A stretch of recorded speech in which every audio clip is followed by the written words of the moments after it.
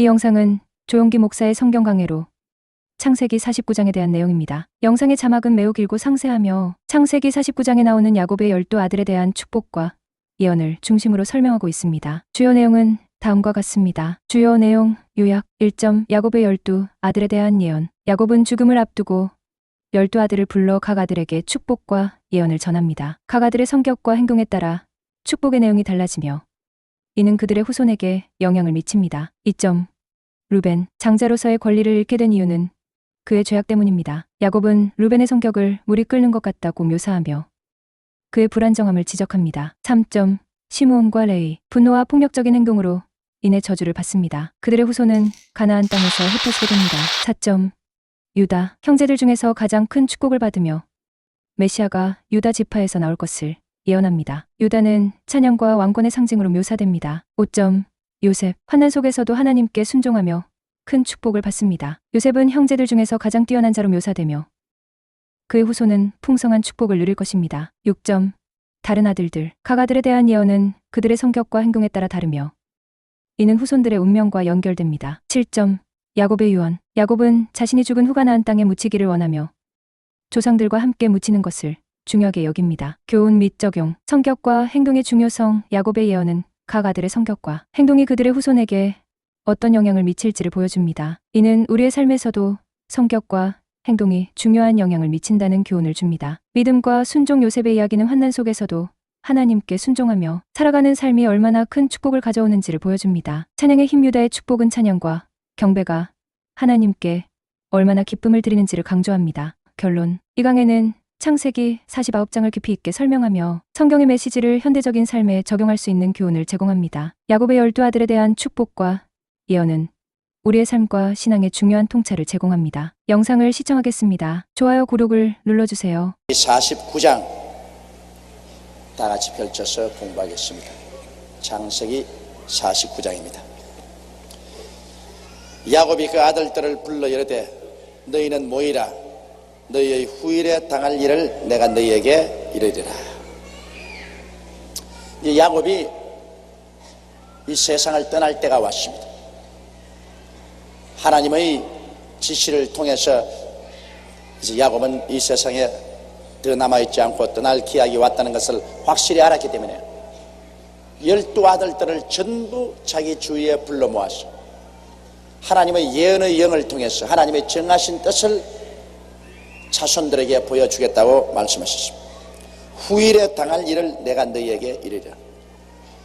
여러분, 후일에 당할 일은 사람은 알지 못합니다. 사람은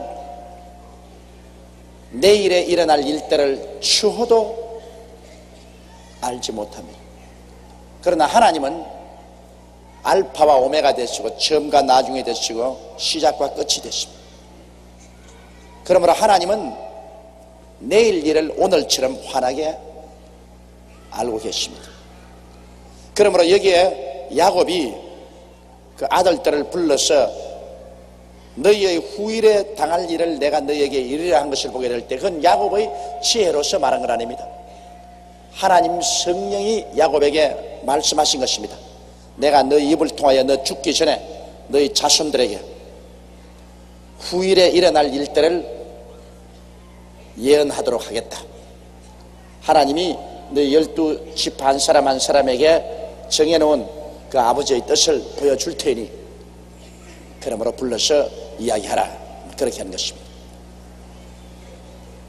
요사이 소위 말하는 예언기도라는 것입니다. 많은 사람이 와서 목사님 내게 대해서 예언기도를 해 주십시오 그럽니다. 여러분, 예언기도라는 것은 아무나 손으로 얹어서 기도한다고 예언기도가 나오는 것이 아닙니다. 하나님이 그 사람에 대해서 감추인 비밀을 보여주기로 작정하실 때만 예언기도가 나오지, 무조건 하고 내가 예언 은사를 받았다 그래서 사람마다 손 얹어서 전부 예언기도 한다고 하는 사람은 가짜입니다. 여러분, 그건 가짜예요. 하나님이 특별한 섭리와 계획이 계셔서 특별한 사람에게 하나님의 작정을 보여주시는 것입니다. 대다수의 경우에는 하나님께서 우리로 하여금 믿음으로 살고 그 예언으로 살기를 원치 않습니다. 우리는 하나님을 믿고 눈에 나무 증거 안 보이고 귀에는 나무 소리 안 들려도 좋으신 하나님을 믿고 오중복음과 삼박자 축복을 믿고 그러고 살아나기를 원하는 것입니다. 그러므로 믿음으로 살기를 하나님 원하십니다. 나의 의인은 믿음으로 말미암아 살리라. 그러나 미래를 모르다 하나님 말씀해 버리면 믿을 필요 없어요. 다 환하게 아는데 무엇 때문에 믿어요? 눈에 아무 증거 안 보이고 귀에는 아무 소리 안 들리고 손에 잡히는 건 없어도 내가 하나님의 사랑을 믿고 하나님의 은혜를 믿고 나갈 때 그게 참 믿음이요. 이런 것이 하나님께 큰 영광을 돌립니다. 보지 않고 믿는 자가 더 복이 있다고 주님께서 말씀하신 것입니다. 천국에서 가장 귀한 것이 믿음입니다. 그러므로 하나님께서 우리에게 그렇게 많이 꿈이나 환상이나 예언 같은 것 보여주지 않은 이유는 우리 아이가 하는 훈련을 받기 위한 것입니다. 그러나 하나님이 특수한 경우에는 미래를 말씀해 주십니다. 저로 1958년도에 교회를 개척해서 불광동에서 아주 고생할 때입니다. 그때는 정말 하나님이 미래를 말씀을 안 해주면 낙심할 정도로 고생을 많이 할 때입니다. 천막에 비는 자꾸 새지요. 천막은 날 가져가는데 바꿀 돈도 없지요. 가만히 떼기는 썩어서 냄새가 나지요. 먹을 양식은 없지요. 앞길은 캄캄하지요. 그런데 그때 가만히 떼기 위해 엎드려서 우리가 기도를 많이 했는데 전 여러 번 하나님께 그 예언을 받았었습니다. 엎드려서 기도하다가 그냥 성도들이 모여서 참 찬송을 막 부르는데 지금은 그런 일이 없지만 그때는 제가 나이가 어리고 아직 경험이 없어서 무언지 잘 몰랐지만 화닥딱 일어나서 제가 천막 가운데 두 손을 이렇게 펴고서 어린애처럼 픽 뛰고 돌았었습니다. 그때 내 마음속에서 성령님이 그렇게 하라 그래요. 그래 하면서 입에서 무슨 말이 나오냐면 너 비록 이 찢어진 천막 밑에 가만히 위에서 엎드려 있지만은 푸른 장래에 은빛 날개를 타고 온 지구가 좁다고 날아다니면서 복음을 전할 것이다. 그때 그 예언이 나오는데 그 예언의 말을 제가 하면서도 웃기는 소리 하네. 그 보십시오. 하나님이 그렇게 말씀해도 예언은 우리가 안 믿어집니다. 내 처지에 사활의 주간격도 잘 못 얻어먹는 처지에 그래 은빛 날개를 타고 땅끝까지 내 집처럼 들락거린다. 아무래도 내가 좀 돌았다. 그런데 지금 생각해보면 30년이 지난 오늘날 생각해보면 그때 하나님이 하신 말씀은 오히려 하나님이 축소해서 말씀한 것입니다. 얼마나 땅끝까지 내 집까지 들락날락 했던지 이젠 좀 안 하면 좋겠다. 그런 생각입니다. 여러분 지금도 사실은 제가 한밤중입니다.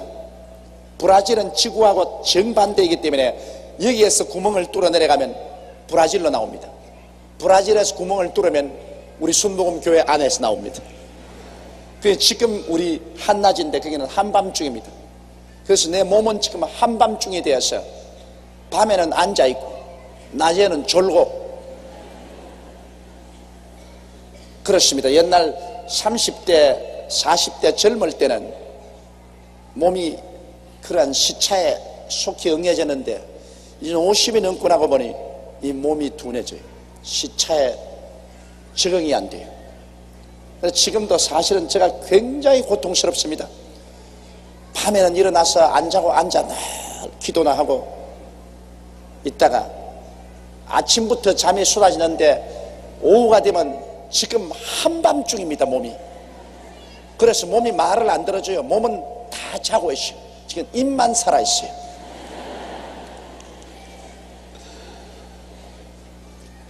그와 같이 하나님의 예언이 이루어집니다. 그 다음 제가 서대문에 나와서 우리 오살리 금식 기도원을 세워놓고 기도굴에 가서 늘 기도할 때 하나님께서 예언의 말씀을 종종 주셔요. 저는 예언을 달라고 기도한 적은 없습니다. 병 고치는 능력을 달라고 기도를 많이 했습니다. 그런데 병 고치는 능력은 별로 많이 못 받았는데 기도도 안 한 예언은 자꾸 나와요. 근데 그때 예언이 자꾸 나오기를 너를 온천하에 보내서 임금들을 위해서 기도해 주고 대통령을 위해서 기도하고 그들에게 복음 말씀을 전하게 하겠다. 그래서 서대문에 있을 때 또 내 속으로 웃기네. 내가 무슨 백으로 해외에 나가가지고서 남의 나라 임금을 위해서 내가 전도하고 기도해주고 남의 나라 대통령하고 내가 대자에서 앉아서 이야기하면서 기도해 줄 수 있는 그런 처지가 되겠노? 그건 말도 아닌 소리. 그랬는데 이제 또 세상이 지나고 보니 요새는 해외 나갈 때마다 대통령을 만난단 말이에요. 노르웨이 가시는 노르웨이 임금님을 만나가지고서 그에게 복음을 전가하고 내가 기도해 주고 그 다음에는 필리핀에 가서도 대통령을 만나서 기도해 주고 전도하고 미국도 그렇고 남미는 가는 건 나라마다 그렇고 이제는 제가 계획도 안 했는데 가면 벌써 모든 환경이 복음을 전가할 뿐 아니라 그 나라 대통령을 만나서 서로 대화를 하고 기도를 하도록 그렇게 문이 열려요. 그래서 그때 하나님이 예언하는 말씀이 그대로 이루어졌구나 하는 것을 깨달을 수 있는 것입니다. 그래서 많은 경우에 하나님께서 내일에 대한 것을 우리에게 말씀해 주는 것은 우리가 굉장히 어려울 때 낙심하지 말고 일어나서 나갈 수 있게 하기 위해서 그렇게 하시는 것입니다. 야곱은 이제 세상을 뜰 때가 되었습니다. 그러나 아마 주야로 12 아들을 위해서 기도했을 것입니다. 어머 부모치고 자식이 위해서 기도하지 않은 부모가 되십니다. 이제 죽기 전에 그런 이스라엘의 족장으로서 선지자로서 하나님의 정하신 뜻을 자식들에게 예정을 해주는 것입니다. 그 야곱이 자기 말하고 싶다고 해서 마음대로 하는 거 아니에요. 성령으로 말미암아 감동해서는 말이기 때문에 자기 하고 싶다고 해서 마음대로 할 수 없어요. 제가 여기서 기도하고 난 다음 여러분 병 나은 사람들 하나님께서 제게 보여주셔서 제가 선언하지 않습니까? 그러면 내게 원망 어린 편지가 종종 날라옵니다. 목사님 너무나 원망스럽습니다. 왜 내 병은 말을 안 해줍니까? 내 병은 요런 병이니까 다음에는 요거 꼭 말을 해 주십시오 그럽니다. 내가 하나님도 아닌데 하나님이 말 안 하시는 것을 내가 어떻게 말합니까? 내가 말한다고 해서 그 병이 낫나요? 안 낫습니다. 하나님이 말씀을 해 주셔야죠. 자, 여기서 이제 야곱이 맏아들부터 시작해서 둘째 아들, 셋째 아들 이렇게 예언을 해 나가는 것입니다. 너희는 모여 들으라 야곱의 아들들아 너희 아비 이스라엘에게 들을지어다. 그러고 난 다음에 이제 맏아들부터 말하는 루벤아 너는 내 장자요 나의 능력이요 나의 기력의 시작이라 위강이 초등하고 권능이 탁월하다마는 아무래도 맏아들이니까 제일 아들들 가운데 귀중하게 여기는 아들이죠. 그래서 야곱도 여기 말하기를 루벤아 너는 내 장자다 나의 능력이다 그리고 나의 기력의 시작이다. 제일 야곱이 젊을 때 제일 먼저 얻은 아들이니 자기 장자요 자기의 능력이요 그리고 자기 기력의 시작입니다. 그리고 그 형제들 가운데 제일 영광스럽고 위강이 초등하고 그리고 권능이 탁월합니다. 그렇지 않습니까? 우리 한국에도 맏아들에게 모든 것을 기대하지 않습니까? 상속도 맏아들에게 제일 많이 주고 그리고 또 부모에 대한 책임도 맏아들이 제일 크게 걸머치지 않습니까? 그런데 그만 이 루벤은 맏아들의 자격을 잃어버리고 말았습니다. 사실은 물의 끓음 같았 탁월하다마는 물의 끓음 같았은즉 너는 탁월하지 못하리니 내가 아비의 침상에 올라 더럽혔음이로다. 그가 내 침상에 올랐다. 그런 루벤이 맏아들이 물의 끓음 같았은즉 하는 것은 막 바다가 바람이 불어서 격정으로 파도치고 끌어오는 것을 말합니다. 이 루벤은 굉장히 성격이 격정적이고 선정적이었습니다. 그는 스스로 인격적으로 자제할 수 있는 그런 힘이 없었습니다. 그래서 그 성격이 물의 끓음 같아서 그런 아버지의 아내에게 들어가서 간통을 했습니다. 그러니까 루벤은 레아의 아들입니다. 그런데 그 서모 빌라에게 들어가서 그 서모를 강간했습니다. 이러니까 이 아버지로서는 굉장히 마음의 상처를 입었습니다. 왜냐하면 야곱이 아내가 넷 있지 않습니까? 레아하고 라헬하고 그 다음에 그들의 몸종들을 아내로 받았지 않습니까? 그래서 네 사람의 아내를 야곱이 거느리고 있었는데 이 맏아들이 라헬의 몸종인 야곱의 아내에게 들어가서 그를 간통했습니다. 이러니 그 집안 꼬락서니가 말이 아닙니다.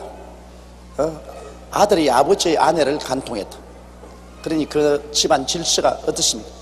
하나님이 그걸 보고 계셨어요. 그래서 나중에 야곱을 입을 통해서 예언할 때 야곱은 마땅히 맏아들로서 장자요 야곱의 능력의 시작이요 기력의 시작이요 위강이 초등하고 권능이 탁월해서 온 가정의 모든 영광을 다 얻을 만은 하지만은 그만 그 죄 때문에 그는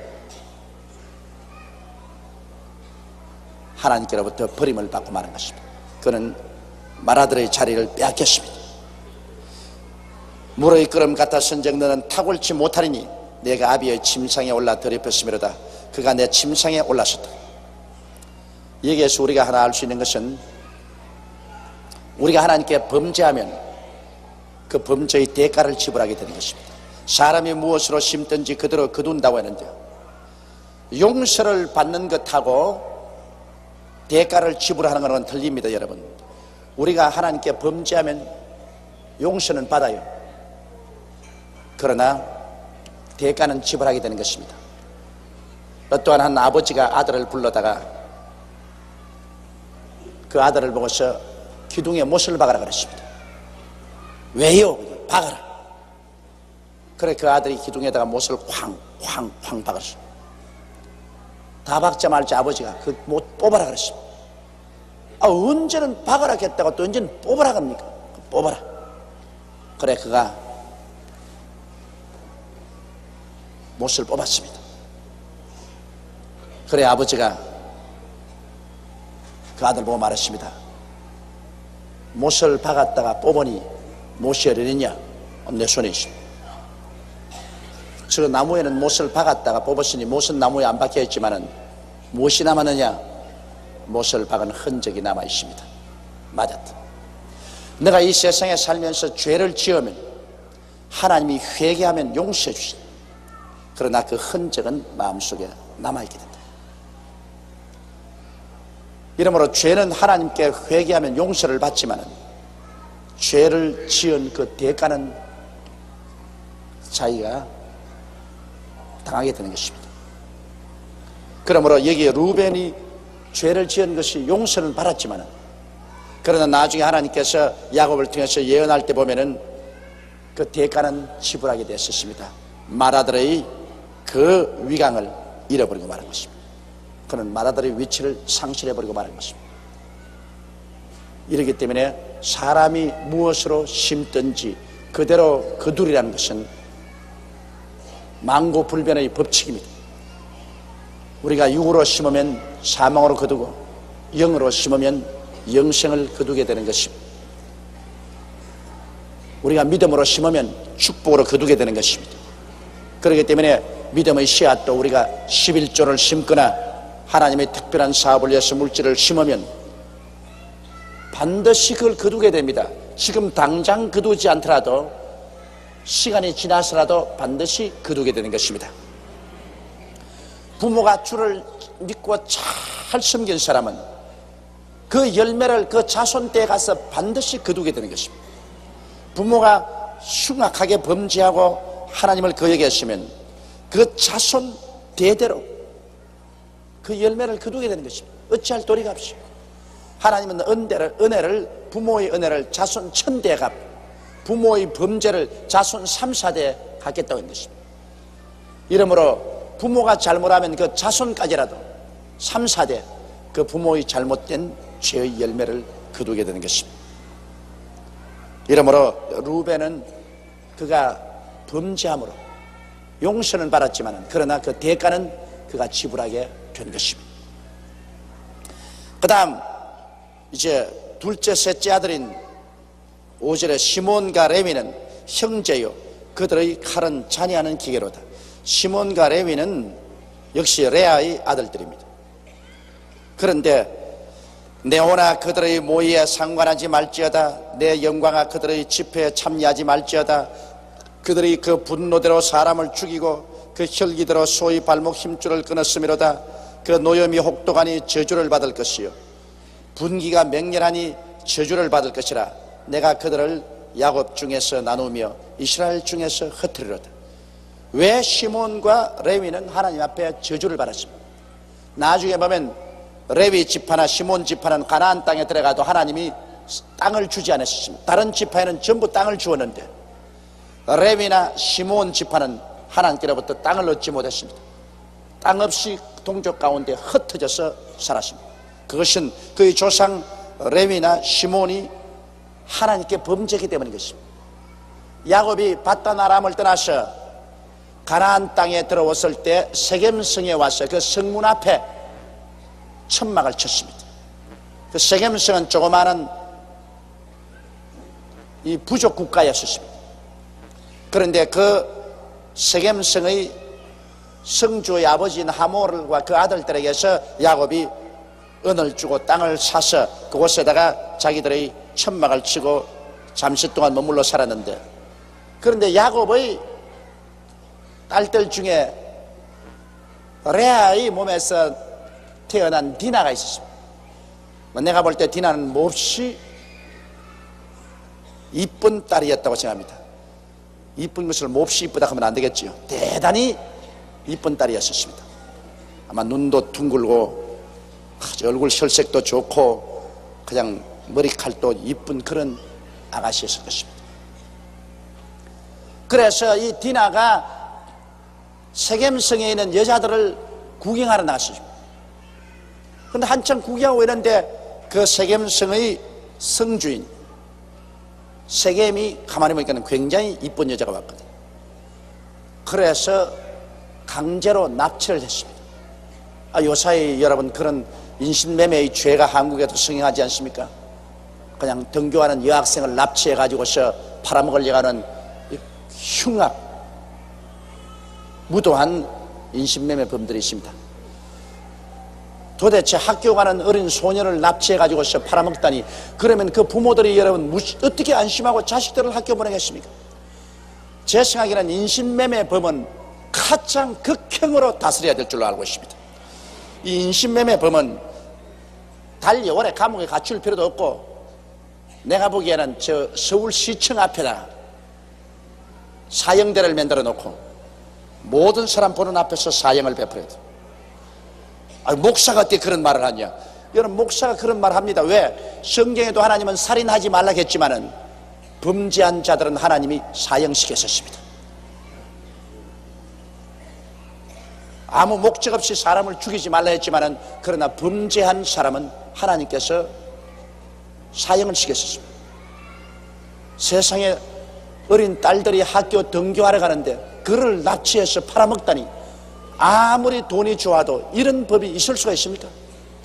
그런데 바로 여기에 세겜이 한 일이 그것입니다. 야곱의 딸 디나를 납치해 가지고서 자기 집에 그걸 가서 강간하라고 집에서 내보내지 않고 붙들고 있습니다. 그러면서 그 아버지 하몰에게 말하기를, 아버지여, 내가 이 디나를 크게 사랑하니까 제발 그 아버지 야곱에게 가서 이 딸을 내게 주도록 아버지가 수속을 좀 하십시오. 그래 그 하몰이 와서 야곱에게 말했습니다. 내 아들이 당신의 딸을 너무 사랑해가지고서 납치해서 그만 지금 데리고 살고 있다. 기왕 이렇게 됐으니까 그 딸을 내게 달라. 근데 야곱이 그 말을 듣고 분통이 터졌습니다. 그러나 저쪽엔 수가 많고 자기는 아들들이 전부 들로 목축을 하러 나갔으니 말 안 하고 있다가 저녁이 되자 아들들이 돌아오며 그 이야기를 하니까 아들들이 분해서 못 견딥니다. 이럴 수가 있느냐, 우리 집안을 어떻게 생각하고 감히 세겜이 와서 우리 동생을 납치해 가지고서 강간을 하는, 견딜 수가 없다. 그리고 분개하고 있는데 또다시 하모라고 세겜이 왔어요. 와서 야곱과 그 오빠 디나의 오빠들에게 디나를 달라고 하니까 그 형제들이 이혼을 했습니다. 그래서 속이기로 작정을 하고, 우리는 한 형제들이요 하나님의 택한 백성인데 하나님이 반드시 환례를 받으라 그랬어요. 그러므로 당신들은 환례가 없던 남자들이 환례 없는 남자에게 우리 여동생을 줄 수가 없다. 이것은 우리의 수치다. 그러므로 당신들이 다 환례를 받으면은 그러면 우리 동생을 주겠다. 그래서 너무너무 세겜이 디나를 사랑하고 좋아하기 때문에 그 아버지에게 그냥 간청을 해가지고서, 그래서 성문에 서서 모든 들어오고 나가는 세겜성 주민들에게 말을 했습니다. 우리 다 환례를 받자. 우리 바로 성 앞에 와 있는 이 야곱이란 이 사람은 재산도 많고 짐승도 많은데 환례를 받으면 자기 딸을 우리에게 주고 우리 딸도 자기들에게 주고 통혼해서 우리 한 민족이 되고, 그렇게 되면 그들 재산은 다 우리 것이 될 것이 아니냐. 그러니까 환례를 받으라.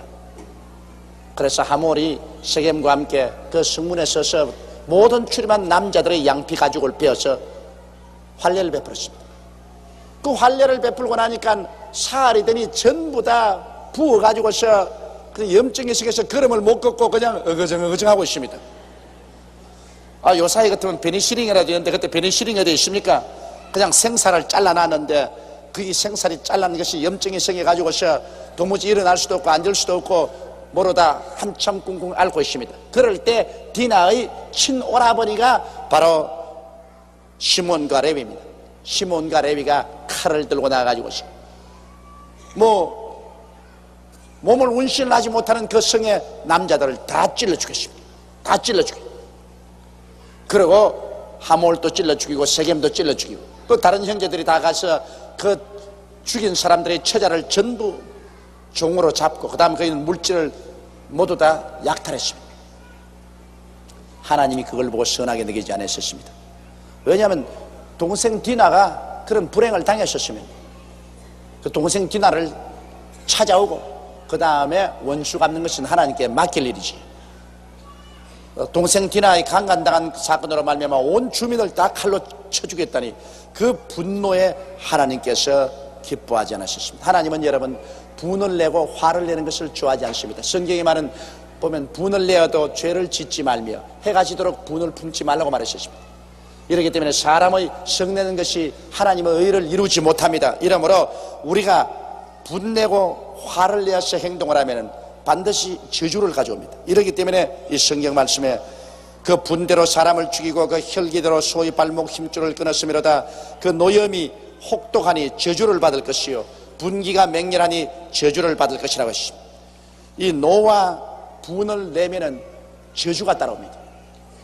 웃는 집에는 복이 깃들고 화평한 집에는 하나님의 축복이 깃들지만은 그냥 노를 내고 그냥 분을 내고 그렇게 하면 그런 집에는 저주가 따라와요. 그러한 사람에게는 저주가 따라와요.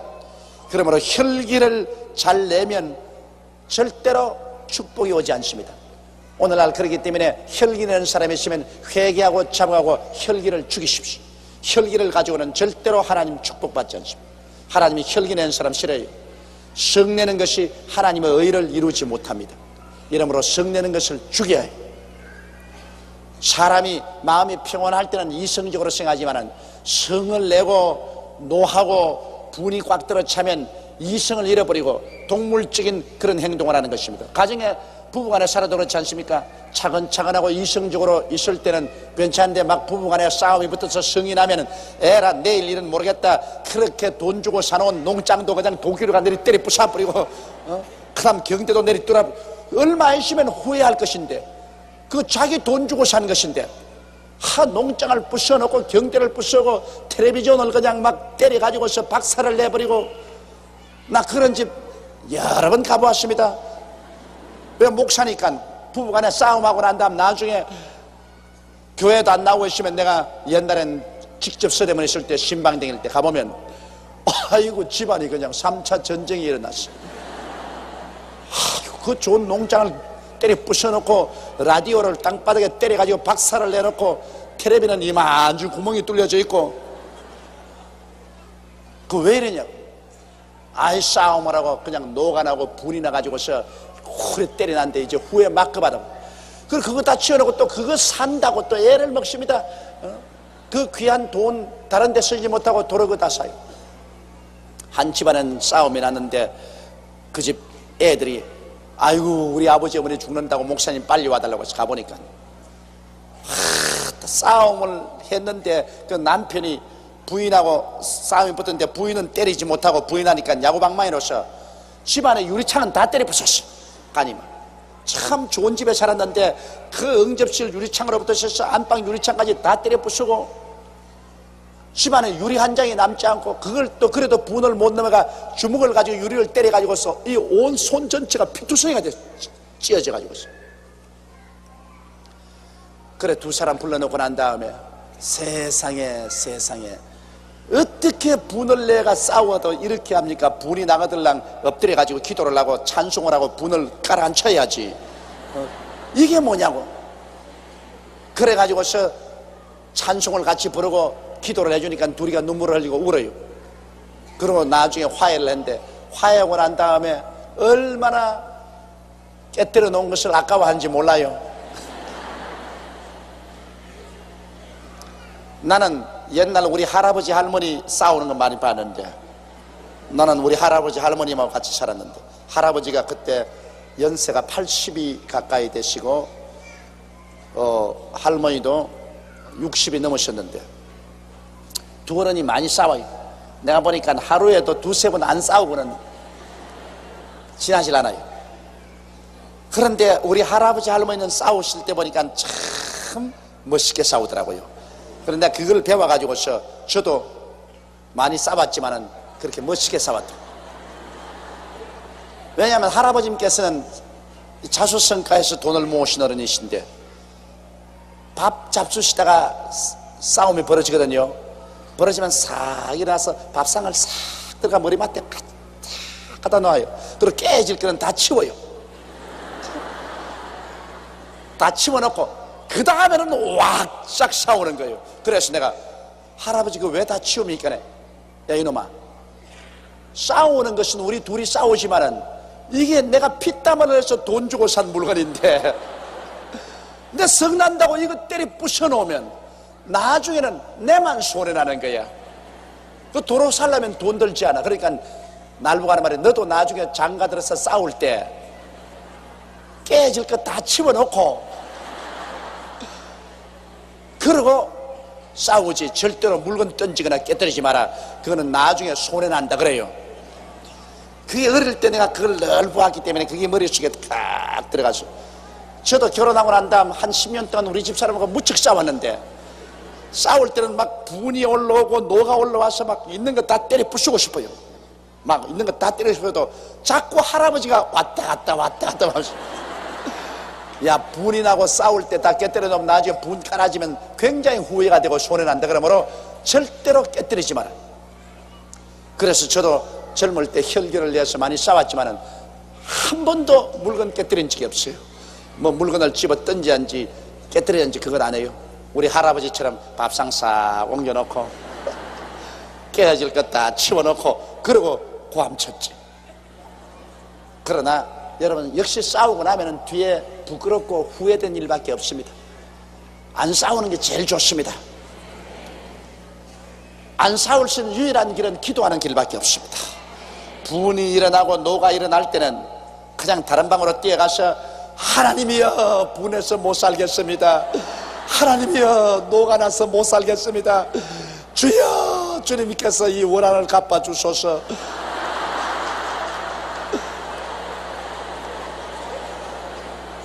그렇게 얼마 안 기도하면요 속이 다 가라앉고 그러면 마음이 편안해지고 얼마 있다 보면 내가 왜 그랬던고 마음이 가라앉고 보면은 아무 싸울 조건도 안 되는데 왜 내가 그랬던고 그런 생각이 나는 것입니다.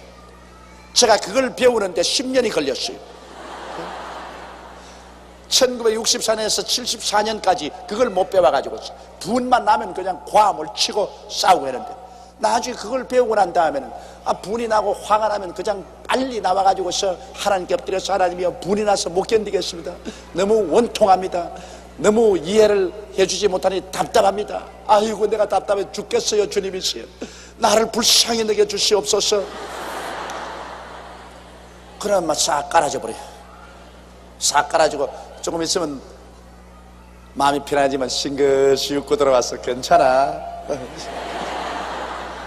아니 약간 성을 내고 고함을 취하니 그래 보는 거지 뭐. 뭐 그러고 뭐 괜찮은 거예요. 이렇기 때문에 여러분 분이나 노는 반드시 그 뒤에 화를 가져옵니다.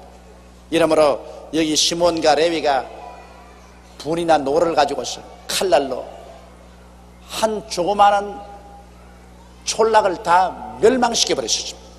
하나님이 그걸 보시고 난 다음 나중에 야곱을 통해서 예언할 때 너희들에게는 분깃을 주지 않겠다. 이스라엘 백성들 가운데서 너는 땅을 주지 않고 흩어버리겠다. 과연 그 예언대로 그들이 나중에 가나안 땅에 들어왔을 때 시몬 족속과 레위 족속은 하나님께로부터 땅을 얻지 못하고 그들은 백성들 가운데서 흩어져서 남에게 이탁해서 사는 그런 슬픔을 겪게 된 것입니다. 이러므로 우리도 여기에서 교훈을 배웠어. 절대로 저주를 가져오는 분과 노를 우리는 던져버리십시오. 무슨 일을 하더라도 기도하고 평온한 마음 가운데서 처리해야 돼요. 서로 다툴 일이 있어도 평온한 마음으로 서로 설왕설래 이야기를 해서 문제를 해결해야지. 과함을 치면서 주먹을 휘두르면서 하면 결국에는 정상적인 말을 하지 못하고 하나님의 저주만 받게 되는 것입니다. 또 8절에 보면 유다야 너는 내 형제의 찬송이 될지라. 내 손이 내 원수의 목을 잡을 것이요 내 아비의 아들들이 내 앞에 절하리로다. 유다는 사자 새끼로다. 내 아들아 너는 움킨 것을 찢고 올라갔도다. 그의 엎드리고 웅크림이 수사자 같고 암사자 같으니 누가 그를 범할 수 있으랴. 홀이 유다를 떠나지 아니하며 치리자의 지팡이가 그 발 사이에서 떠나지 아니하시기를 실로가 오시기까지 미치리니 그에게는 모든 백성이 복종하리로다.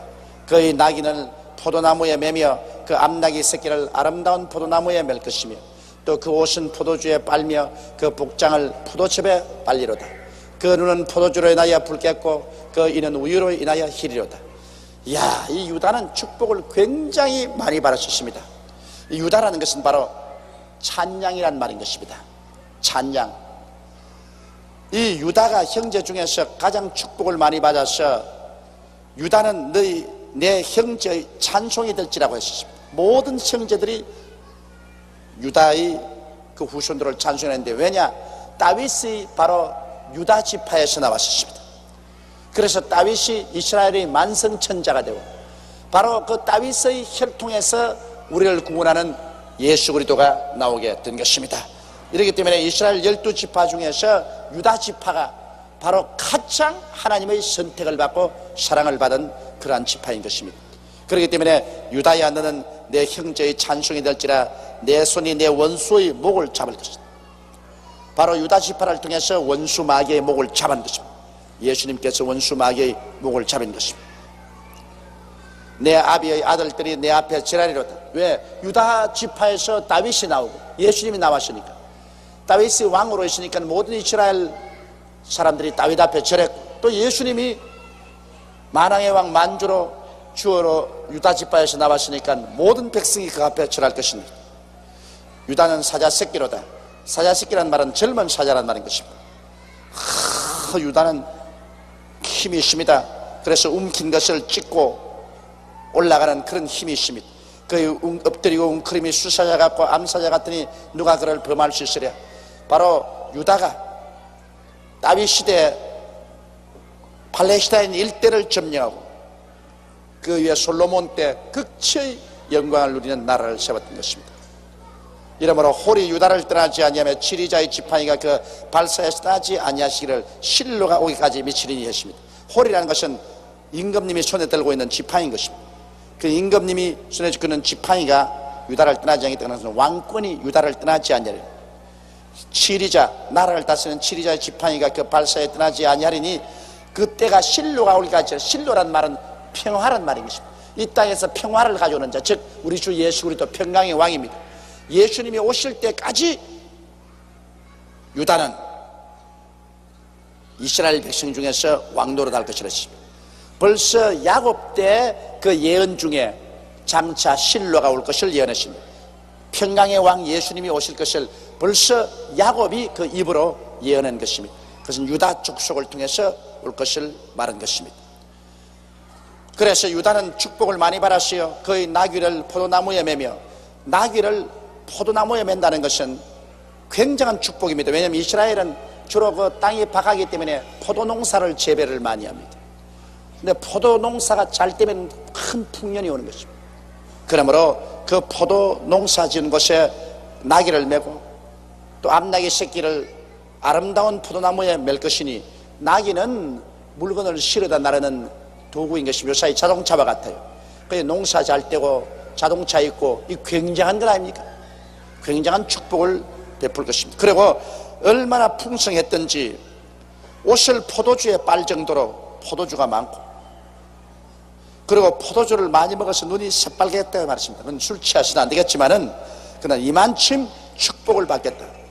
그리고 이는 우유로 인하여 희리로다. 얼마나 우유가 많이 있고 많이 마시는지 이가 다 우유 색깔로 희어지겠다.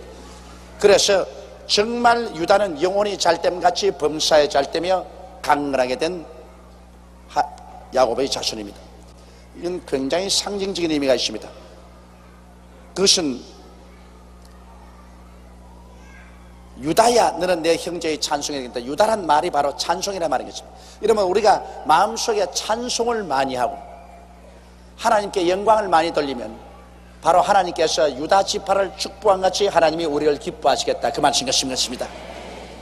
하나님의 성전의 문을 바로 찬양이라고 한다고 성경에 기록하고 있는 것입니다. 오늘날 그렇기 때문에 찬송을 많이 부른다는 것은 굉장한 축복입니다. 분을 내고 노를 내고 혈기를 내는 것은 하나님의 저주를 가져오지만은 찬송을 많이 하면은 하나님의 거대한 축복을 우리에게 가져오게 되는 것입니다.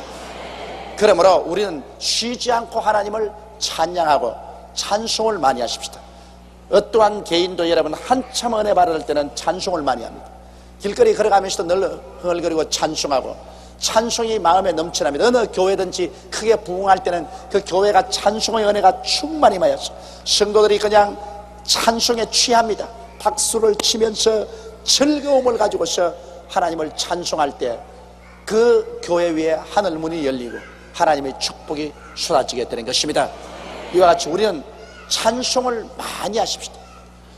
성령으로 말미암아 항상 마음으로 노래하고 하나님께 찬송하는 이런 일을 하십시다. 찬송은 천국 문을 열어 제끼고 성령의 역사를 우리에게 가져오는 큰 비결이 되는 것입니다. 그렇기 때문에 옛날 여러분 구약시대 이스라엘 백성들이 어려움을 당할 때 그들이 찬송을 부르면 하나님의 역사가 일어난 것이, 신약에서도 바울이나 실라가 감옥에 갇혔을 때 찬송을 부를 때 하나님께서 역사해 주신 것입니다. 이 찬송은 우리 마음을 밝고 맑고 환하게 하고 긍정적이고 적극적이고 창조적으로 만들어주는 것입니다. 절대로 우울하지 마십시오. 마음에 원망, 불평, 탄식을 하면 마음이 우울해지고 부정적이 되고 파괴적이 되고 마는 것입니다. 우울한 마음 하나님 좋아하지 않습니다. 명랑한 마음 하나님이 좋아하시는 것입니다. 늘 원망, 탄식하는 마음 하나님 좋아하지 않습니다. 늘 하나님께 감사하고 찬양하는 마음 하나님이 좋아하는 것입니다. 내가 최근에 어떤 자매님에게 전도를 했는데 그런 일터에서 일을 하면서 공부를 하는 자매님입니다. 내가 굉장히 감동을 했어요. 아주 고달픈 일을 하고 있었습니다. 이 현장에서 아주 고달픈 짐을 갖다 나르고 하는 이런 고달픈 일을 하고 있는데 그 자매님에게 내가 예수를 전도를 하니까 나는 예수를 잘 믿습니다 그래요. 그러면 그렇지. 아주 명랑하고 쾌활하고 즐거운 애인데 알아보니까 낮에 그렇게 일을 해서 돈을 벌어 가지고서 야간 대학을 다니고 있어요. 그러면 낮에 그냥 아주 뼈 빠지게 일을 하고 밤에는 야간 대학을 다니면서 공부를 하는데, 그러면서 자기 부모에게 원망 한마디 아니하고 사회에 대한 원망도 하지 아니하고 하는 말이, 자기 친구들은 벌써 대학을 다 맡았대요. 그러나 자기는 일을 하면서 대학을 공부해야 되기 때문에 학교 학점을 충분히 딸 수 없어 가지고서 4년 만에 졸업하는 대학을 이제 5년 만에 졸업하게 되었다. 얼마나 기뻐하고 좋아하는지 모르겠어요. 그러면서 대학을 졸업하고 난 다음에 꼭 직장을 얻어서 부모님을 잘 섬겨야 되겠다고 그렇게 말하는데, 내가 굉장히 감동을 느꼈습니다. 그 부모님이 참 잘 먹여주고 잘 입혀주고 잘해주는 집안 애들은 오히려 부모 보고 뭘 해줬어? 아버지 어머니 뭘 해줬어? 그리고 오히려 부모를 반대하는데, 부모에게 도움도 받지 못하고 자기가 노동을 해서 스스로 과학을 하고 공부를 하면서도 꼭 빨리 취직해 가지고서 부모를 잘 모시겠다, 부모를 기쁘게 하겠다. 그 세상이 참 거꾸로 돼도 분수가 있지. 꼭 그래. 보니까 고생하고 길러놓은 자식들이 부모에게 효도하고, 잘 먹고 잘 입혀서 길러놓은 애들이 대개 나가서 어머니 아버지 날 뭘 해줬어요? 그런 경우가 많아요. 그래 내가 그 자매님 보고 감동을 했습니다. 왜냐하면 그만 마음에 늘 우울해서, 나는 우리 부모가 있어도 날 돌봐주지 못하고 남처럼 정상적인 공부도 못하고 이 뼈저리게 일만 하고 세상에 이럴 수가 있느냐, 부모가 있어도 무슨 소용이 있으며 사회가 이럴 수가 있느냐, 이래 원망했더라면 제가 감동을 안 느꼈어요. 그냥 하나님께 감사하고, 목사님 건강 하나님 주시니 얼마나 감사합니까? 또 이렇게 일하고 공부할 수 있으니 얼마나 고맙습니까? 그저 감사해요. 할렐루야. 너 너무 감동했어. 좋다. 너 취직 내가 보장해주마. 너 학교 졸업 마크들랑 너 졸업장 내게 가져오라. 내가 온 서울 시내를 샅샅이 찾아서라도 너 직장 내가 구해주겠다. 막 좋아서 막 뛰는 거예요. 그 왜 내가 그런 마음이 생겼냐? 그런 어려운 환경 가운데 하나님을 원망하지 아니하고, 부모를 원망하지 아니하고, 사회를 원망하지 아니하고 아주 감사를 하고 기쁨으로 찬송을 부르고 그렇게 하는데, 아유 내 마음이 감동을 입어. 하나님 성령이 내 마음에 감동을 주셨어요. 그래서 걔는 호박이 능굴째 떨어졌지 뭐요. 요사이 직장 얻기 힘든데 아무렴 내가 죽을 줄로 애를 써서 직장 하나 못 구하겠어요? 내가 다른 사람 위해서는 해주지만 걔 위해서는 해줘요. 내가 벌써 어제부터 직장을 줄 만한 사람에게 전화도 걸고 연락도 하고 직장 하나 달라고 내가 부탁을 하고 있습니다. 양사방. 그 얼마나 아름다운 일인 것입니다. 하나님도 꼭 한 가지예요. 우리가 환난과 역경을 당할 때 하나님께 감사하고 찬송하고 원망하고 불평하지 않으면 하나님이 아유 정말 귀하구나, 감탄했다, 너 직장 내가 구해주마. 하나님이 그렇게 말씀할 것입니다. 하나님이 그러한 사람을 푸른 초장에 눕게 하시고 쉴 만한 물가로 이끌어 주시는 것입니다. 그러나 하나님이 주신 인생을 바라 살면서 늘 원망하고 불평하고 탄식하고, 하나님 원망 안 하면 부모 원망하고, 부모 원망 안 하면 나라 원망하고, 이웃 원망하고, 그러고 조금만 하면 시비 걸고 달라들고 분내고, 이건 하나님께서 볼 때 하나님 눈에 연기예요. 연기. 하나님 눈앞에 연기를 피워놓고 난 다음에 하나님 복 주십시오 하면 복 주시겠어요?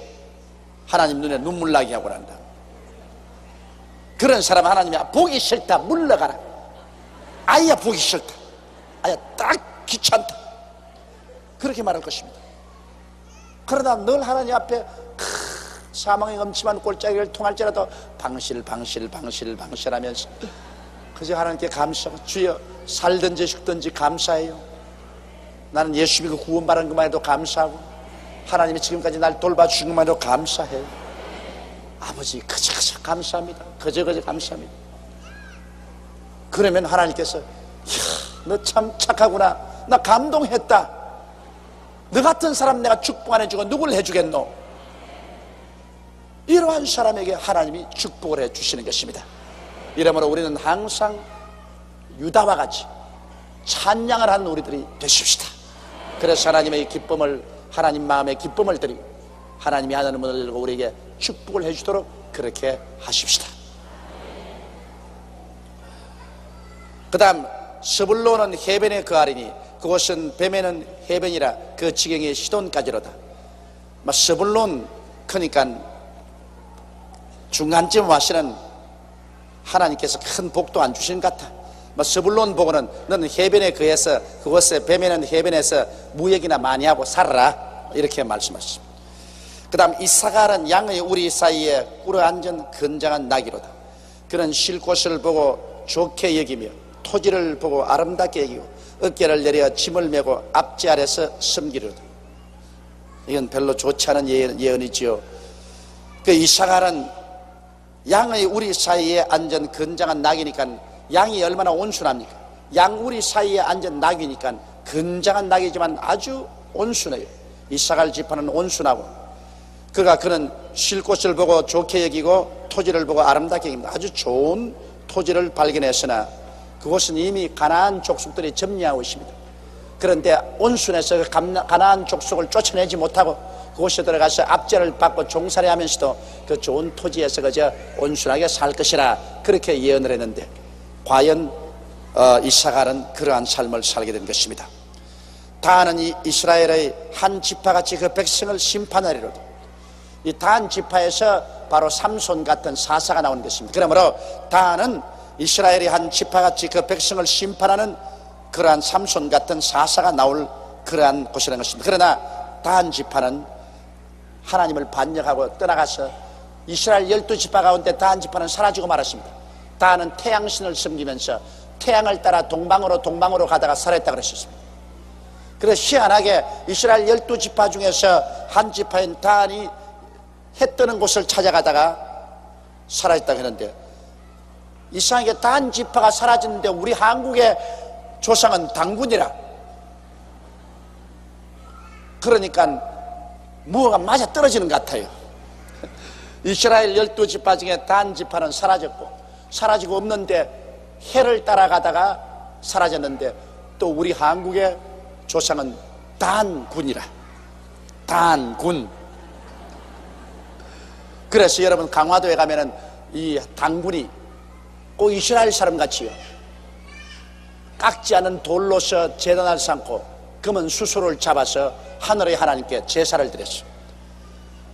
이것은 하늘의 하나님께 제사를 드린 민족의 기원은 우리 한국밖에 동방에는 없습니다. 모두 다 잡신을 섬겼는데 우리 한국만은 하나님을 섬겼어요. 하늘님, 그렇지만 하나님, 천지를 지으신 하나님을 우리 한국은 꼭 섬겼습니다. 우리 한국말에는 하나님이라는 말이 있어요. 이거 굉장히 귀중한 말이에요. 일본 말에는 하나님이라는 말이 없어요. 모두 다 감입니다. 머리카락도 감이고 종이도 감이고 신도 감이고 감이 머리카락인지 종인지 신인지 뭐 알 수 있어요. 근데 일본에는 800만 신이 있는데 800만 신이 모두 다 감이에요. 그러니 하나님도 감이고 800만 신도 감이고, 그렇기 때문에 일본에게는 전도하기가 힘이 듭니다. 왜냐하면 가미사마와 신지나 사이크면 가미사마 800만 개나 있는데 하나님이란 말이 없어요. 전부 감입니다. 그러나 우리 한국은 다른 것은 전부 귀신이고 하나님은 오직 천지를 지은 하나님이거든. 안 믿는 사람도 하나님 크면 아이고 제일 높으신 하나님, 다른 건 다 귀신이거든. 그 우리 한국은 참 이 하나님이라는 말이 희한하게 좋은 말이 돼서 우리 한국에 전도가 잘 됩니다. 안 믿을 때도 여러분 하나님 크면 아이고 천지를 지으신 그 어른, 그 이외에는 다 귀신이지 뭐. 그 이외에는 다 잡신 귀신이. 그러므로 하나님을 믿으십시오. 하나님이 그 아들 예수를 보내주셨습니다. 아주 쉽게 용납이 돼요. 그래서 우리 한국의 신화 중에서도 한국의 조상인 단군은, 당군이라 하면 어렵고 이 성경에 단 지파가 없었으니까 단군은 하늘의 하나님께 짐승을 잡아서 제사를 드렸다. 우리 조상부터 벌써 하나님 섬기고 이 땅이 이루어졌다고 신화에 말을 하고 있으니까 우리 한국 민족은 하나님의 택한 민족이고 하나님을 섬기게끔 되어 있다는 것을 우리가 알 수가 있는 것입니다. 우리 한국 민족은 하나님을 찾는 민족이에요. 언어 자체가 벌써 하나님을 찾도록 만들어 놓은 것입니다. 그러므로 하나님이란 말이 얼마나 좋은 말인지 참 말로 다 알 수가 없습니다. 영어에도 여러분 하나님이란 말이 없어요. 모든 신은 다 같습니다. 그런데 하늘에 계신 하나님은 대문자를 써서 갓 크고, 보통 다른 시는 소문자를 써서 갓 크지. 발음은 다 같아요. 갓이 어떻게 됐단 말입니까? 그러나 우리 한국은 하나님, 그 다음에는 귀신. 이 뭐 뚜렷하다 말입니다. 뚜렷해. 그 우리나라 언어가 이렇게 좋은 것입니다. 그런데 이 다한 지파는, 다한은 길의 뱀이요 첩경의 독사로다. 이 참 아주 기분 나빠요. 뱀은 마귀를 상징하고 독사도 귀신을 상징하는데, 다한은 길의 뱀이요 첩경의 독사로다. 말굽을 물어서 그 탄자로 뒤로 떨어지게 하리로다. 그렇게 하시니까 이 다한 지파는 바로 사탄에게 꿰어서 나갈 것을 예언했고, 또 어느 신학자들은 말하기를 적그리스도가 바로 다한 지파에서 나올 것이라 그렇게 말하셨습니다. 왜냐하면 다한 지파에서 바로 뱀이니까. 유다 지파에서는 만왕의 왕 만주의 주 되신 실로이신 예수님이 오시고, 다한 지파에서는 말탄자를 뒤꿈치를 물어서 넘어뜨리는 뱀이요 독사인 것입니다. 이러므로 적그리스도는 바로 다한 지파에서 나온다. 이것을 얘기해서 우리가 예견할 수 있는 것입니다. 그러므로 여기 야곱은 다한 지파에 대해서 말하고 난 다음에는 18절에 여호와여 나는 주의 구원을 기다리나이다 말했습니다. 그건 뭐냐? 주님의 구원이 오시기 전에 바로 다한 지파에서 적그리스도가 나타나서 많은 사람들을 물어서 넘어뜨릴 것을 여기에 예언되고 있는 것입니다. 이렇기 때문에 다한 지파는 예정대로 사라져버렸습니다. 그들은 태양신을 섬기고 따라가다가 그 지파 하나가 온통 없어져버렸는데, 그것이 어딘지 흩어졌습니다만 결국 역사적인 뱀으로 나타나서 인류를 무는 그러한 일이 생겨나게 될 것입니다. 바로 적그리스도가 다한 지파에서 날 것 같습니다. 그 다음 갓은 군대의 반격을 바라나 도리어 그 뒤를 추격하리로다. 간단합니다. 아마 갓 지파는 군대의 반격을 바라시나 힘있게 도로 추격해서 이길 것을 말했고, 아셀에서 나는 식물은 기름진 것이라 그가 왕의 진술을 공개하리로다. 아셀 지파에서는 아주 좋은 기름진 곡물이 많이 나와서 임금님조차도 그 음식을 먹겠다 그렇게 말합니다. 납달리는 노인 암사슴이라 아름다운 소리를 바라는 도다. 아름다운 암사슴이 되어서 많은 새끼를 낳고 그리고 노래를 부를 것이라고 했으니 축복받은 것이죠. 그 다음에 이제 요셉은 굉장한 축복을 얘기해 주었습니다. 요셉은 바로 이스라엘을 기근의 환란에서 건진 장본인이기 때문에 이 요셉을 통해서 하나님은 큰 축복을 약속했습니다. 요셉은 무성한 가지 곧 샘 곁의 무성한 가지라 그 가지가 담을 넘었다. 자, 샘 곁에 물이 풍성한 곳에 아주 무성한 나무가 얼마나 무성했던지 담 넘어가지 이렇게 넘어갔다. 그러므로 요셉은 아주 창성하고 왕성할 것을 여기 예언하고 있는 것입니다. 활 쏘는 자가 그를 학대하며 그를 쏘며 그를 군박하였으나 요셉의 활이 도리어 경강하며 그의 팔이 힘이 있으나 야곱의 전능자의 손을 힘입음이라 그로부터 이스라엘이 반석인 목자가 나도다. 내 아비의 하나님께로 말미암아 말하였나니 그가 너를 도우실 것이요 전능자로 말미암나니 그가 내게 복을 주실 것이라. 위로 하늘의 복과 아래로 원천의 복과 젖먹이는 복과 태의 복이로다. 내 아비의 축복이 내 부여조의 축복보다 나았어. 영원한 산이 한없음같이 이 축복이 요셉의 머리로 돌아오며 그 형제 중 뛰어난 자의 정수리로 돌아오리로다. 이 아버지가 요셉으로 말미암아 자기 아들들이 다 기근해서 죽지 않고 애굽에 내려와서 살게 되고 요셉이 국무총리까지 되어서 그 온 가족을 돌보시니 아버지도 사랑하고 하나님도 12지파 중에서 요셉을 택해서 그가 애굽으로 종으로 팔려오기 위해서 기나긴 13년 동안 종살이 감옥살이에서 깨어지고 하나님께 순복한 사람으로 만들어서 이스라엘과 애굽을 구원하는 자로 만들었으니 하나님이 크게 사랑하는 자인 것입니다. 그래서 이 놀라운 창성의 복을 요셉에게는 예언해 준 것입니다. 그 다음 마지막 막내인 베냐민은 물어 뜯는 일이라 아침에는 빼앗은 것을 먹고 저녁에는 움킨 것을 나누리로다. 그렇게 함으로 축복을 주셨습니다. 이래서 이스라엘 12지파는 그들의 성격대로 하나님께서 축복을 다 주신 것입니다. 이러므로 여러분, 우리가 하나님이 이게 축복 주는 모습을 가만히 보게 될 때 우리 그릇대로 하나님이 축복을 주신다는 것을 알 수 있는 것입니다. 루벤은 루벤대로 아주 열정적이고 성격이 절제할 줄 몰라서 자기의 서모를 강간하는 이러한 사람이기 때문에 하나님은 그에 따라서, 그 성격 따라서 장자의 명분을 빼앗아버리고 축복을 받을 수 있는 자리에서 노임을 잃어버리고 말았습니다. 시몬이나 레위 같은 사람은 아주 성격이 포악해서 성잘내고 분노하고 그래서 칼날로 무고한 사람들을 쳐 죽이고 했기 때문에 저주를 받았습니다. 유다는 찬양을 많이 부르고 하나님을 경외했기 때문에 하나님이 그를 크게 축복해서 그를 통해서 메시아가 오게 하신다. 여러분 보십시오. 가만히 성격대로 하나님이 복을 주시는 것입니다. 이러므로 우리가 다 하나님께 복을 받을 수 있는 사람이 되면은 하나님은 그 성격을 따라서 축복을 주신다는 것을 여기에 알 수가 있는 것입니다. 성경에 복 있는 사람은 그렇게 말했지, 복 있는 환경은 그렇게 말하지 않습니다. 우리가 모두 다 복 있는 사람이 되기 위해서 노력을 해야 돼요. 회개하고 예수를 구주로 모시고 하나님을 중심으로 믿고 순종하는 그런 복 있는 사람이 돼야 돼요. 그 심성이 아름다워 복 있는 사람이 되면은 하나님이 그 심성을 따라서 복을 정하시는 것입니다.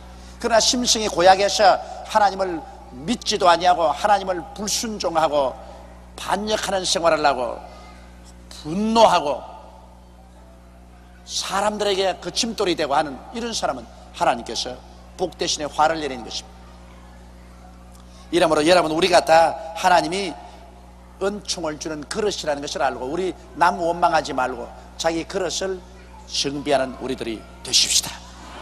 제가 간증했지만은 그 일터에서 일하는 그 자매님이 복받을 그릇이 돼 있다. 그러니 하나님이 나 같은 사람 그게 보내가지고 그 전도하게 하고 만나가지고 축복해 주도록 그렇게 해주신다. 여러분, 우리가 복을 쫓아간다고 복을 잡을 수 있는 것이 아니라 우리가 복을 받을 수 있는 사람이 되면은 복이 우리를 찾아오는 것입니다. 그래서 덜에 가면 덜이 복을 받고 집안에 들어오면 집안이 복을 받고 떡반죽 그릇을 만지면 떡반죽 그릇이 복을 받고 짐승을 기르면 짐승의 새끼까지 복을 받는, 이것은 복이 우리에게 따라와야지.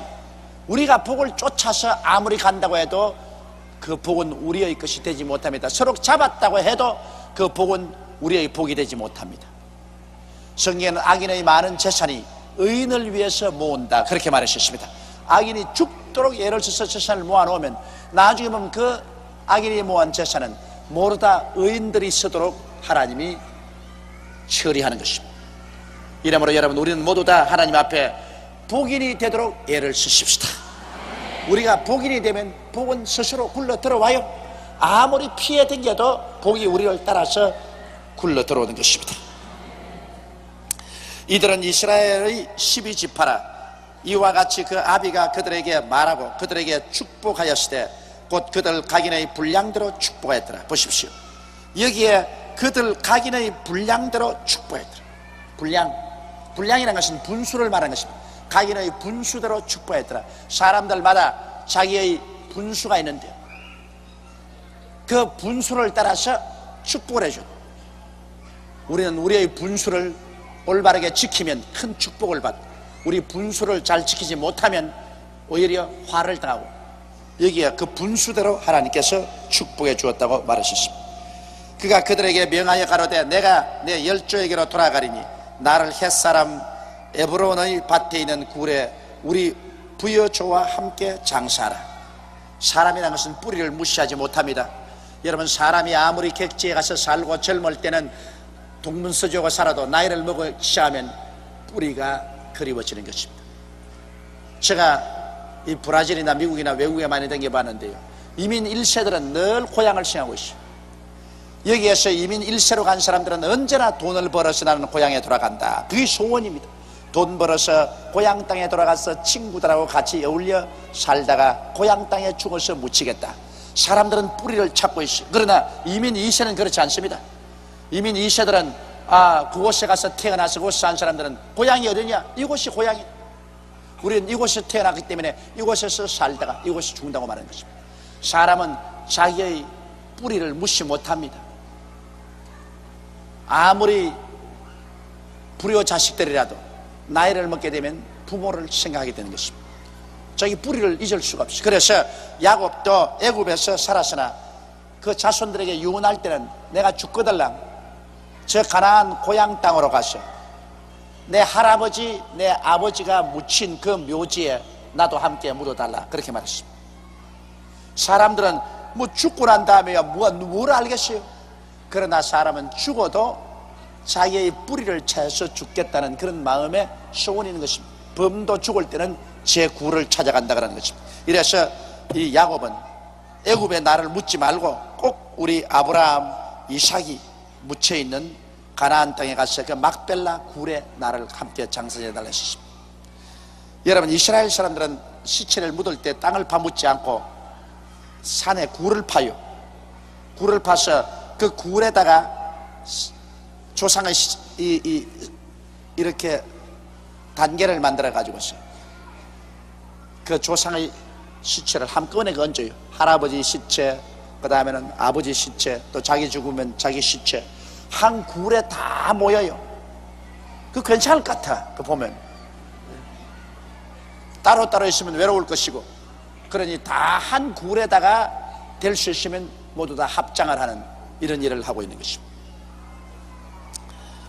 이 굴은 가나안 땅 마므레 앞 막벨라 밭에 있는 것이라 아브라함이 햇사람 에브론에게서 밭과 함께 사서 그 소유 매장지를 삼았으므로 아브라함과 그 아내 사라가 거기 장사되었고 이삭과 그 아내 리브가도 거기 장사되었으며 나도 레아를 그곳에 장사하였노라. 이 밭과 거기 있는 굴은 햇사람에게서 산 것이라. 그래서 꼭 내가 죽거들랑 조부 아브라함이 햇사람 에브론에게서 사서 소유 매양지로 사면 그곳에 나를 묻어달라고 유언을 했었습니다. 야곱이 아들들에게 명하기를 마치고 그 발을 침상에 거두고 기운이 지나여 그 12개로 돌아갔더라. 아들들에게 다 예언할 것 하고 마지막 유언할 것 다 하고 그 다음에 그는 숨을 거두었었습니다. 얼마나 아주 복된 삶이 아닙니까? 사람이 자손들을 모아놓고 난 다음 유언할 말 다 하고 난 다음에 그 다음 자손들 보는 앞에서 행복하게 인생을 버린다는 것 참으로 좋은 것입니다. 야곱이 죽었다고 사라진 건 아닙니다. 그의 몸은 죽었으나 그는 그 속에서 빠져나와서 아브라함과 이삭이 있는 천국으로 올라가게 된 것입니다. 할렐루야. 자, 그래서 창세기 49장을 공부했습니다. 이제 50장에는 야곱의 장사 지내는 장면이 나오고 창세기가 끝나는 것입니다. 이래서 하나님은 창세기를 통해서 타락한 인류를 다시 구원하기 위해서 아브라함을 택하시고 그 아브라함의 자손들을 주님께서 길러내셔서 결국 이스라엘 나라를 통해서 예수를 오게 하는 준비를 하신 과정을 창세기에는 잘 기록하고 있는 것입니다. 구약 성경 전체가 여러분 바로 하나님의 아들 예수 그리스도를 보내기 위한 하나님의 하나의 창조적인 과정을 설명하고 있는 것입니다. 이러므로 하나님께서 우리 인류를 구원하기 위해서 그 아들 예수님을 보내려고 얼마나 주도 면밀하게 이스라엘 나라를 건설하시고 예비하신 것을 우리는 알 수가 있는 것입니다. 하나님은 예비하신 하나님인 것입니다. 그래서 우리 하나님께 감사해야 됩니다. 우리를 구원하기 위해서 하나님은 과거에 이와 같이 아브라함과 이삭과 야곱을 택하시고 그들을 통해서 이스라엘 12지파를 택하시고 그들을 세워서 하나님께서 나라를 이룩하게 하시고 그리고 그리스도의 우리를 위해서 구원하실 모든 것을 그 나라에 담아가지고 그 진리를 담아서 오늘 우리에게 주셨으니 얼마나 감사한 일인 것입니까? 우리는 그저 믿기만 하면 구원을 받고 죄사함을 받고 천국 백성이 되었으니 오직 할렐루야 감사할 것밖에 없는 것입니다.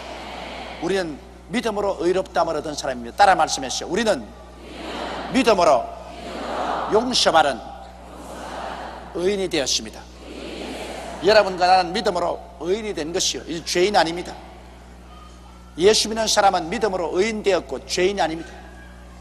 그러면 이제 회개할 것 없으라고 천만에요. 의인은 되었지만은 거룩하지는 않습니다. 그러므로 여러분은 거룩하게 되기 위해서 늘 죄를 회개해야만 되는 것입니다. 우리는 매일매일 하나님의 형상을 닮을 수 있는 거룩한 사람이 되기 위해서 우리는 회개하고 자꾸 자복하는 것입니다. 죄인이 되어서 회개하는 건 아닙니다. 예수 믿으면 의인이 된 것입니다. 그건 하나님이 법적으로 여러분을 의인으로 만들었기 때문에 여러분 절대로 죄인이 되지 않습니다. 예수 믿는 사람은 다 의인인 것입니다. 할렐루야. 예수 믿는 사람은 죄인 아닙니다. 의인입니다. 여러분은 다 하나님 앞에서 믿음으로 의롭다함을 얻은 사람입니다. 따라 말씀하세요. 나는 예수 믿고 의인이 되었습니다. 믿음으로 의인이 되는 거예요. 의인이 된다는 말은 하나님이 죄를 안 지은 사람으로 취급해 주시는 것이고, 하나님 앞에 부끄럼 없이 설 수 있는 자격을 주시는 것이고, 마귀가 참수하지 못하는 사람이 되는 것이 의인입니다. 그러므로 여러분, 나는 죄인입니다, 죄인입니다 하지 마십시오. 죄인 아닙니다. 우리는 예수를 믿고 의인이 된 것입니다. 그러나 의인이 되었지만은 아직 거룩한 사람은 되지 못하셨습니다. 그러므로 우리는 하나님 의인이 되었은즉 이제는 거룩한 사람이 되도록 우리를 도와주시옵소서. 그래서 우리의 불의한 것, 부정한 것을 늘 회개하고 자복하고 예수님이 보혈로 씻고 성령으로 새롭게 되고 말씀으로 씻어서 거룩한 사람이 되려고 우리는 늘 노력을 하는 것입니다. 그러나 죄인은 아닙니다. 우리는 의인들인 것입니다. 우리는 예수 믿고 의인이 되었으므로 예수 안 믿는 죄인과 같이 지옥에 떨어지지 않습니다. 예수 믿고 의인이 되었으므로 우리는 하나님 앞에 서게 되고 천당으로 들어가게 되는 것입니다. 그러나 이 땅에서 의인들 중에도 거룩하지 못한 의인이 있고 거룩하게 된 의인들이 있습니다. 그러면 우리는 거룩하게 된 의인이 되면 하늘에 가서 하늘의 상급을 크게 받게 되는 것이요, 거룩하지 못한 의인들은 하늘에 가서 꾸중을 듣게 되고 혹은 매를 맞게 되고 혹은 상급이 없을 수도 있습니다. 그러나 하늘에 올라가는 것은 틀림이 없습니다. 왜? 예수 믿고 믿음으로 의인이 되었기 때문인 것입니다. 할렐루야. 이것만 해도 얼마나 감사합니까? 믿음으로 의인이 되었으니 의인은 다 천당 갑니다. 그러나 상급은 얼마나 거룩하게 되었느냐, 여기에 따라서 상급이 있을 것입니다.